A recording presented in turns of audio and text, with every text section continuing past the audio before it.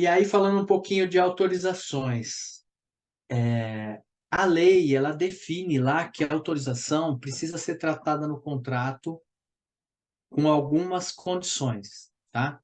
Uma delas, tem que estar expresso as condições da autorização. Precisa descrever a rotina operacional, ou seja, como é que eu solicito autorização, como é que eu recebo autorização, o paciente vai chegar lá com ela pronta, é token, enfim, tem que estar toda descrita dentro do contrato para que as partes entendam quais são os papéis, quais são as responsabilidades de cada um, que é o item 2 aqui. E tem que ter um prazo para autorização negativa fundamentada. Então, a lei exige que o contrato tenha algumas condições aqui que vão afetar, não diretamente o faturamento, mas vão afetar aqui a rotina operacional que vai prejudicar ou pode ajudar o faturamento, né? Então, o que deveria constar no contrato? E eu vou explicar por que é o deveria, tá? Detalhadamente quais são os passos para se solicitar uma autorização, para receber uma autorização, como agir nos casos de análise, de negativa, que tipo de documento que tem que ser enviado, qual o local, como é que faz. Ou seja, tinha que estar tudo detalhado. Prazos, qual é o papel do prestador, qual é o papel do paciente, o que a operadora fica responsável nesse processo de autorização. Então, deveria constar um máximo de informações lá dentro, detalhadamente, para que quando tivesse alguma questão, as pessoas recorressem ao contrato e tirassem as dúvidas lá. Eu falo que deveria, porque a grande maioria dos contratos que eu conheço não tem essa condição, tá? Por quê? Porque os sistemas mudam muito rápido, né? Então, hoje eu tenho uma empresa lá que faz a minha autorização, amanhã eu rompo com ela. Ou tenho uma atualização de sistema. Se cada mudança dessa que acontecer, eu tiver que ir lá e fazer um aditivo contratual, nós estamos falando de um volume imenso, assim, de um trabalho gigantesco, né? E aí você começa a gastar mais tempo na parte burocrática do que na parte de gestão mesmo, daquilo que é relevante. Então, o que as operadoras costumam fazer? Faz um guia. Emite o guia lá e o contrato fala assim, ó, o processo, a rotina de autorização, seguir o guia. E aí, em tese, esse guia deveria ser atualizado com frequência para que as operadoras seguissem, ou que os prestadores seguissem esse procedimento. Na época que eu levantei com algumas outras operadoras, assim, não era atualizado, tá? Então, o prestador fazia mesmo no instinto, fazia ali mais na percepção mesmo do processo. Até aqui dentro da norma, ela fala o seguinte, que o prestador pode solicitar a autorização, né? Até isso ela define, né? Que nem eu falei. Então, se você determinar que o paciente tem que chegar com a autorização, isso tem que estar prescrito no contrato, porque a norma permite que o prestador solicite. E é o que acontece na grande maioria dos casos, né? Com raríssimas exceções, hoje quem faz a solicitação é o prestador, e aí tem um pouquinho, eu vou explorar um pouquinho mais à frente, por que que isso acontece na prática, né? Uma outra condição que a norma traz, urgência e emergência tem que ser autorizada imediatamente. Imediatamente. Não tem prazo de liberação. Como o processo hoje, na sua grande maioria eletrônica, deveria ser um validador. O cara está ativo, está registrado na operadora, o prestador está autorizado a fazer atendimento de urgência e emergência, autoriza. Na hora. Bateu o sistema, tem que voltar com a autorização ou com a negativa, tá? E quando tem uma negativa, quem deve informar o beneficiário é a operadora. Tá? Essa é uma informação que está na norma também. E a gente sabe que não é bem assim, né? que acaba sobrando para o prestador ali ter que justificar. Muitas vezes ele nem sabe direito o motivo, mas tem que justificar a negativa. Então, tudo isso é definido na norma e precisa passar para o contrato, tá? Precisa passar. Por quê? Porque essa norma diz o seguinte: o contrato entre prestador e operadora deve constar. Então, mas o que vale é o que está no contrato. O máximo que vai acontecer é que você poder denunciar uma operadora e ela ser autuada, né? Mas a norma só diz o que deveria fazer.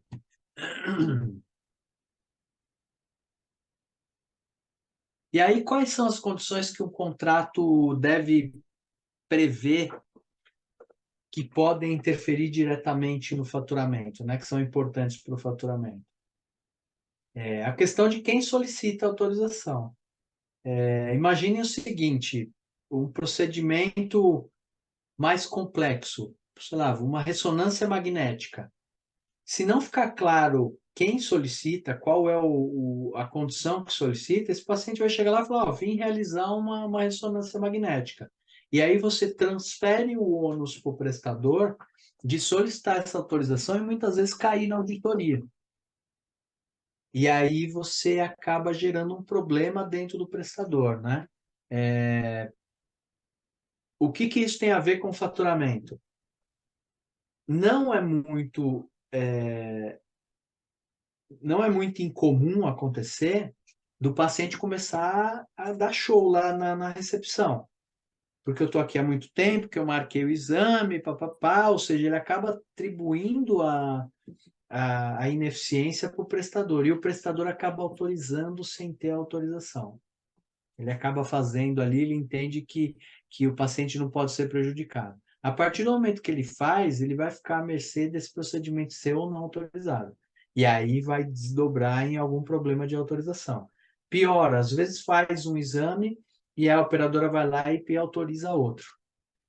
Então, o processo de autorização pode desdobrar sim no faturamento e gerar uma série de consequências ruins. Então, tem que estar muito claro qual que é o procedimento, como é que funciona, para que esse paciente chegue lá na hora do atendimento, ele já esteja habilitado para fazer o procedimento.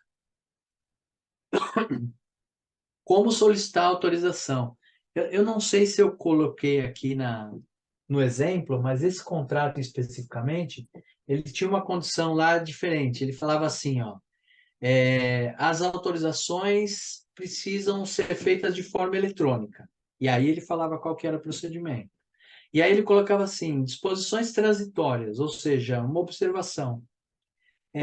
A operadora está implantando um sistema, e enquanto ela não implanta o sistema, para os procedimentos tais, tais, tais e tais, você deve entrar com um pedido por e-mail ou por telefone. Então, olha só a importância. Se o prestador tentasse fazer essa solicitação dentro do sistema eletrônico dessa operadora, muito provavelmente ele ia receber uma negativa. Por quê? Porque o sistema não estava preparado para aquele tipo de procedimento. Aqueles procedimentos só seriam feitos através de e-mail. E é uma exceção à regra muito importante, né? Eu sei de autorizadores do mercado, pasmem, tá? Isso é fato real, que ele verifica só se o paciente é elegível. Então, se o cara jogar lá e o paciente tiver ativo na operadora, ele libera a senha de autorização. E aí o que acontece? Esse prestador faz o atendimento e depois enfrenta problema lá na glose e no pagamento. Palácio, Oi? aproveitando esse gancho, está falando de autorizações, Sim. às vezes a gente tem problemas com alguns prestadores não, algumas operadoras, né, que autorizam e a gente não tem contrato, mas eles autorizaram. Aí quando a gente vai tentar negociar isso, eles falam, não, mas vocês não deviam ter pego autorização. E a gente acaba ficando com ônus, né? Só que às vezes né, a instituição acaba cobrando do paciente isso, porque tem uma autorização, que aquilo é a garantia, né, que a gente pode atender, e mesmo assim a gente não consegue faturar depois. Infelizmente, isso é mais comum do que a gente gostaria de ver, tá? Mas você vê, a Daniela tá reportando um caso aí que eu falei, e eu sei que tem muitos outros, tá? Infelizmente. O processo de autorização, ele deveria ter uma finalidade produtiva, eu vou comentar isso aqui, né? Mas ele acaba sendo usado de forma negativa. E aí ele vira uma burocracia, né? Porque você exige do prestador uma série de tecnologias, treinamento, preparação para fazer um procedimento, que na verdade não vai garantir nada. E aí gera um descrédito também, né? O prestador, quando recebe a autorização, ele já fica na dúvida, será que eu vou receber ou não? Então, é um procedimento que deveria ser melhor utilizado e não é. Mas,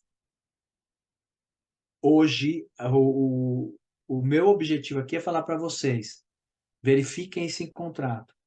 Tem que estar em contrato.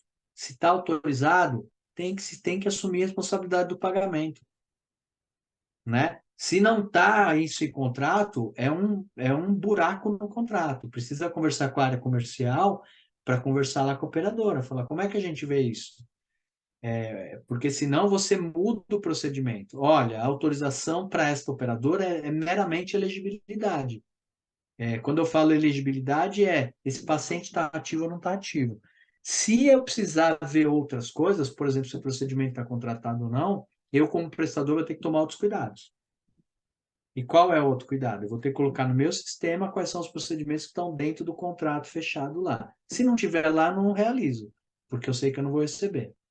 Então, tudo provém do contrato e a partir do contrato você desdobra ali no seu plano de ação, como é que você vai fazer, tá? Mas é isso aí, infelizmente. Quais são os procedimentos que precisam de prévia autorização? Essa é uma questão muito importante que muitas vezes não tem. E aí é aquele ponto, né? A minha autorização é automática. Tá bom, ela é automática, mas quando cair para a auditoria, quanto tempo você tem para me responder? Né? Eu tenho 72 horas. Tá bom, eu faço o quê com o paciente aqui? Manda ele dormir aqui, fica 72 horas esperando? Então precisa estar muito claro. Para quê? Quando esse paciente ligar lá e falar, olha, eu quero fazer o exame de ressonância, aí você vai falar para ele, olha, o senhor precisa ter uma autorização do seu plano. Então, o senhor vai me passar o pedido, eu vou solicitar. Assim que sair a autorização, ou até em 72 horas eu vou ter autorização, a gente agenda o seu exame. E aí você já marca contando esse prazo aí que vai vir a autorização. Né? Então, você já prepara esse procedimento para quê? Para que você não tenha o problema do paciente no local, que você realize algo que você não vai receber. E aí desdobra para outras coisas, tá? O processo em si de solicitação, né? Esse exemplo que eu comentei é eletrônico, mas aonde? Qual é o portal? Como é que eu faço para ter acesso? Precisa de senha?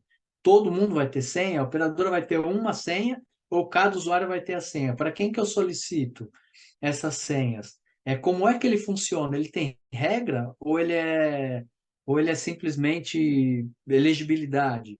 É, Todo esse processo da solicitação, quais são os documentos que eu vou ter que solicitar, como é que eu vejo isso foi autorizado, se tiver alguma pergunta, como é que eu interajo com ele, deveria constar no contrato, tá? Deveria constar no contrato. Lembrando que tem aquela questão de mudar a tecnologia e te obriga a mudar o contrato e tal. Mas você pode fazer o manual, como eu comentei, que atende muito bem, desde que ele seja atualizado, tá? Olha, os procedimentos para solicitação estarão no manual que fará parte integrante desse contrato. Está valendo. Se a operadora não atualizar e mudar a regra, ela está errada. Ela é obrigada. Mudou a regra, ela precisa atualizar o manual e informar e garantir que isso chegue na mão do prestador. Tá? A questão dos prazos de autorização. Já comentei alguns aqui, né? Esse tipo de procedimento cai sempre em auditoria. Quanto tempo você demora para responder? Recebi um pedido médico aqui. Esse pedido médico tem mais de 90 dias. Posso receber ou não posso? Isso deveria estar lá no contrato, né? Isso são informações relevantes. Quanto você demora para me responder uma autorização? Deveria ter um SLA lá. Por quê? Porque me garante o controle na hora de eu fazer o agendamento do exame. Depois de autorizado, se o paciente tem uma autorização lá, quanto tempo ela vale? Tem validade? Eu posso atender até quantos dias? Em- Todo tipo de procedimento que envolva prazo deveria constar no contrato detalhadamente, tá? E aí a gente vai falar lá na frente que não basta ter prazo, tá? Eu vou explicar depois isso. E a questão da autorização, que é como é que eu vejo isso? Eu vou dar um exemplo lá da operadora que eu trabalhei, que a gente tinha um sistema terceiro, e aí chegava uma solicitação de autorização, e a gente falava para o prestador, ó, faltou o documento tal, por exemplo. E a gente interagia ali pela plataforma. E aquele prestador não devolvia, não voltava com a informação. Aí, quando dava ali uns 15, 20 dias, a gente tinha que sair negando todos aqueles procedimentos. E aí, quando negava, dava uma tremenda confusão, porque eles já tinham atendido o paciente e tal. Moral da história, os prestadores não sabiam dessa ferramenta onde olhava a mensagem, né? A gente teve que pedir para essa empresa fazer um treinamento com os prestadores para que eles entendessem que ali tinha uma mensagem. E o sistema era muito ruim, muito ruim. E era obrigado o prestador a entrar lá de tempos em tempos para ver se tinha alguma coisa, né? Então, moral da história, o que que a operadora fez para resolver o problema? Passou de um dia, o cara não respondeu, ligava para o prestador. Falou, olha, pedi um procedimento, um documento e tal, você viu aí? E aí o cara se manifestava. Sabe qual operadora que faria isso? Só aquela mesmo, porque as outras, deixa lá.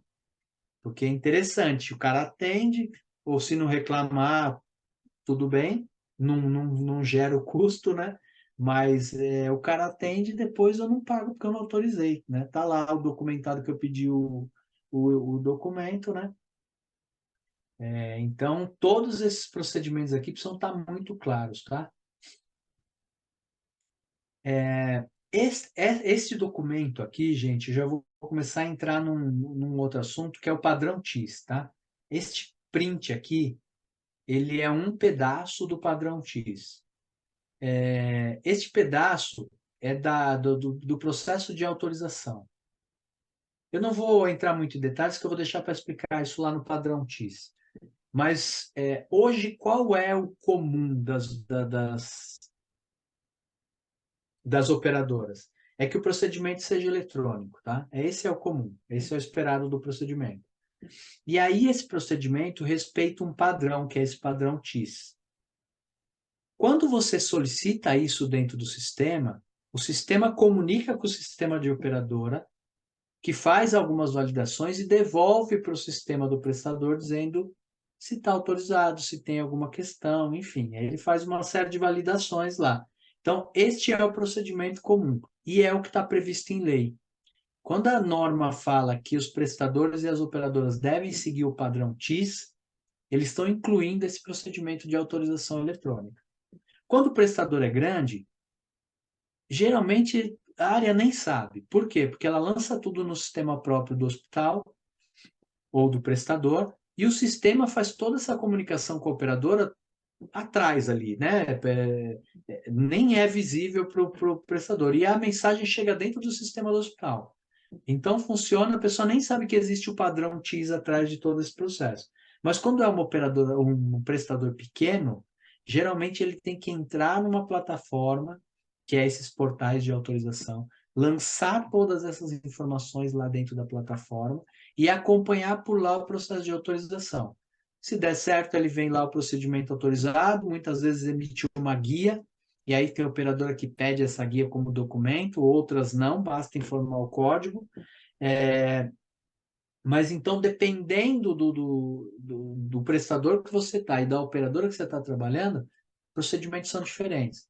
Mais uma vez, voltando no exemplo que eu comentei, está no padrão, tem que fazer eletrônico, mas tem uma exceção lá para um grupo de procedimentos específicos que tem que ser diferente, que tem que fazer por e-mail. Então, gente, precisa conhecer o contrato muito de perto para tratar todas essas exceções, né? Quem faz o contrato lá da área comercial, e aí a Júlia está assumindo esse papel aí, boa sorte para você, Júlia, precisa ter essa percepção. Quando eu fecho um contrato, eu preciso pensar que eu tenho áreas lá dentro que vão ser impactadas. Então, o ideal é que eu chame esse pessoal para participar do processo, para me opinar ali, e na pior das hipóteses, se eu tiver que fechar um contrato ali de forma não tão adequada, que eu pelo menos pegue esse contrato e chame as áreas e fale assim, olha, vamos ver quais são as exceções que a gente vai ter que tratar aqui dentro de cada uma das áreas. E no final das contas, sobra sempre no faturamento. Vai sobrar sempre no faturamento. Se a autorização comer bola, só vai descobrir na glosa lá no faturamento. Ou na hora que enviar lá o faturamento e ele rejeitar falando que o número de autorização está faltando, está errado. Atender o cara de procedimento que não está contratado. Vai tentar faturar, não vai passar, porque ele não vai achar o código do procedimento. Então, no final das contas, sobra tudo lá no faturamento. E aí, dependendo da empresa, se ela tiver um olhar muito limitado, ela vai falar o seguinte: nosso percentual de glosa do faturamento é muito alto, está ineficiente. Tá? Então, todo esse movimento que eu estou fazendo aqui com vocês esses dias é para trazer essa percepção. Se vocês não assumirem alguns papéis ali, vocês, no final da conta, acabam pagando uma conta que não necessariamente é de vocês. Esse documento aqui é assim, ó. Termo é o nome do campo. Tipo é a informação. String é um termo de tecnologia, tá? O tamanho do campo é quantos dígitos tem nessa informação. O formato não está aqui, mas é numérico, alfanumérico, ou é livre, pode pôr qualquer coisa. E aí ele explica cada um dos campos, né? Cada um dos campos. E ele diz aqui se o campo é obrigatório ou não. Eu vou fazer uma propaganda gratuita aqui, gente. A ANS, quem tiver tempo e quiser estudar e conhecer da área da saúde, dedique um tempo para conhecer os materiais da ANS, tá? Ou procurem cursos que falem sobre esses documentos da ANS. Tem materiais da ANS que são riquíssimos, riquíssimos, assim, manuais, literalmente manuais de como você deve trabalhar. E é coisa de muita qualidade, feita por técnico, com pesquisa de mercado, muitas vezes buscam fontes de fora do país, então tem muita coisa boa na ANS, tá? O padrão TIS é um deles. Eu sei que ele é complexo, mas se você olhar com outros olhos aqui, você vai ver uma grande oportunidade, tá? Grande oportunidade. Que nem, ó, esse é um exemplo. Campo é obrigatório, não é obrigatório. Isso é padrão TIS, não tem como a operadora falar assim, ó, agora, a partir de hoje, eu quero que esse campo seja obrigatório. Ele até pode, mas ele fala assim, você tem que me avisar e tem que estar no contrato. Porque se tiver remetendo ao padrão TIS, o padrão TIS fala que não é obrigatório. Então, você não pode me glosar por esse motivo, né? Então, conhecer essas coisas te enche de repertório para você ter esse tipo de discussão. E, geralmente, quando você tem essas discussões, você fala sozinho, tá? Porque pouca gente entende disso. Mas te livra de muitas encrencas. Aqui é a continuação, tá? Cada um dos campos. Aqui é a solicitação e aqui é o retorno, né? Porque quando você manda, o processo do padrão TIS, ele funciona de mensagem que vai e mensagem que volta. Então, quando você manda uma solicitação, ele manda uma mensagem para o operador. A operadora recebe, trata e ela devolve uma mensagem para o prestador, né? E aí, dentro dessa mensagem, tem cada um dos campos que tem que vir, o que é obrigatório, o que ele deve responder dentro do padrão, tá? Então, voltando aqui, falando um pouquinho dos portais de autorização. Você precisa conhecer ou deveria estar no contrato, ou você deve exigir isso da operadora, quais são as regras que são automatizadas lá dentro, né? Como eu disse, mensagem de solicitação e mensagem de retorno. Se eu recebo uma mensagem de retorno, pressupõe que eu estou sendo autorizado a executar aquele procedimento. Isso por si só deveria ser a garantia do meu pagamento, mas a gente sabe que na prática não é. Então, que conste em contrato. Dessas regras que estão lá no manual ou no contrato, como é que elas funcionam? Lembra que a lei fala que eu tenho que ter, a operadora não pode me limitar a como funciona a rotina de auditoria ou de autorização? Então, como é que ela funciona? O que que ela valida? Né? O que eu preciso saber, né? Para eu tratar aqui dentro do meu sistema. Ah, para procedimento de ressonância sempre tem que vir o pedido médico. Você precisa me falar isso. Eu preciso ter essa informação. Porque senão eu vou solicitar uma ressonância, você vai me devolver falando que está faltando o pedido médico, eu vou mandar o pedido médico, ou seja, só retrabalho, né?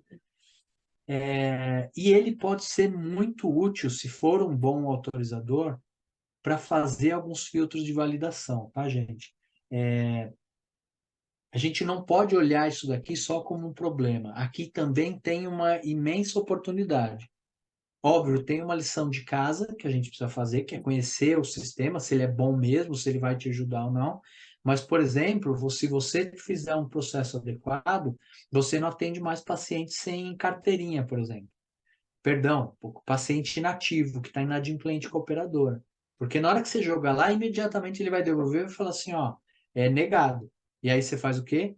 Segue a lei. Olha, o senhor entra em contato lá com a sua operadora, eu recebi aqui a informação que o procedimento está negado. O senhor fala lá que é o número da autorização tal e tal e tal.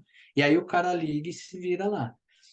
Procedimento que não está contratado, que é o que a gente falou. Se o autorizador pegar isso, pô, show de bola. Passei ali, ele já vai negar e vai falar, não está contratado. O paciente está no local. Conversa com o paciente. Olha, esse procedimento não está contratado.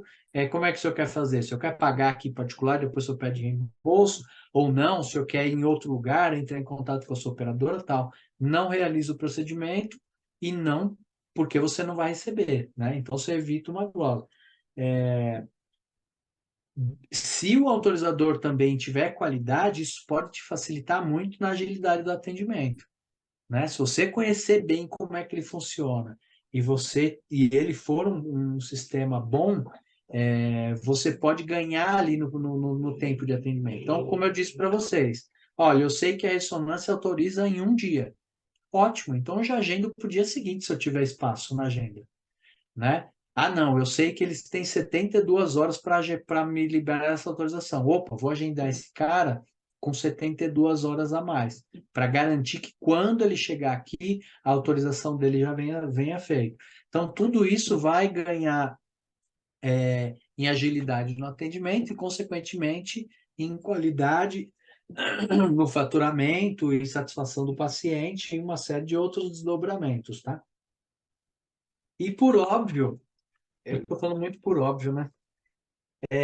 E aí, como consequência, você vai ter uma redução de erro de glosa, né? Um bom autorizador, com uma boa organização, com conhecimento claro, treinamento da equipe e tal, você pode trazer o seu nível de glosa para um nível muito baixo, muito baixo. A autorização tem essa finalidade. Ela deveria ser usada para esse papel. E é por isso que eu trago ela como assunto aqui quando a gente conversa, né?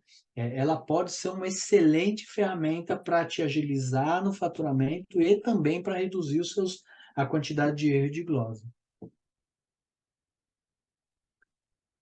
Esse é um exemplo aqui. Eu acabei não trazendo exatamente aquele que eu comentei com vocês. Deixa eu só ver aqui no próximo, mas não trouxe. Mas esse daqui é um procedimento de autorização, tá?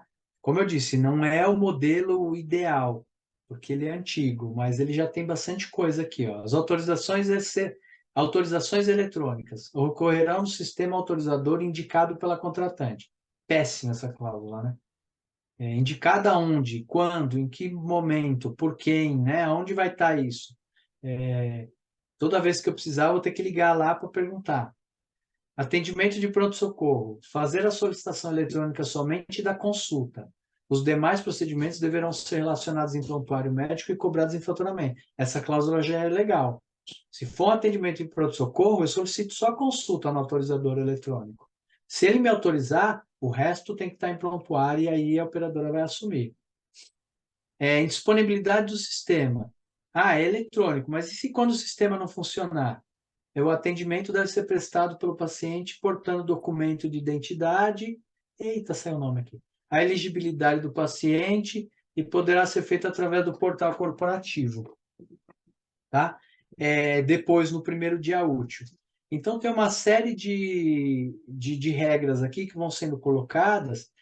Tá vendo? As solicitações poderão ser feitas em 48 horas, poderão ser autorizadas, negadas ou enviadas para análise. As solicitações e análise, quando o paciente estiver no local, se compromete a contatar o contratante e que também se compromete a priorizar a resposta.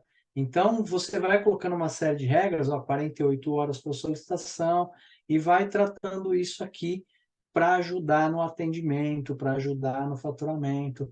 Quanto mais detalhado isso for, melhor, tá? Vamos ver se tem mais alguma coisa legal aqui. Falta de autorização, ó. Para os procedimentos apresentados nesse anexo, poderá gerar glosas das respectivas cobranças. Então, está falando, ó, se você não autorizar, ele não está nem dizendo que vai glosar, tá? Ele está falando, poderá gerar glosa. Então, você pode receber uma glosa lá por falta de autorização. O contratado não terá direito a recurso de glosa nos casos de elegibilidade, ou seja, se chegar lá e passar não passar autorização e o paciente não for elegível, se tiver cancelado do plano, nem recurso de glosa você tem, você vai ficar com prejuízo, está previsto em contrato. A validade das autorizações 30 dias. Aqui, ó, prazo de autorizações é 24 horas antes da data de realização do procedimento. Então, deve solicitar 24 horas antes. E aqui em algum lugar, se eu não me engano, ele fala que é 72 horas para fazer. E aí ele traz aqui alguns prazos da ANS, tá. Então, esse é um exemplo.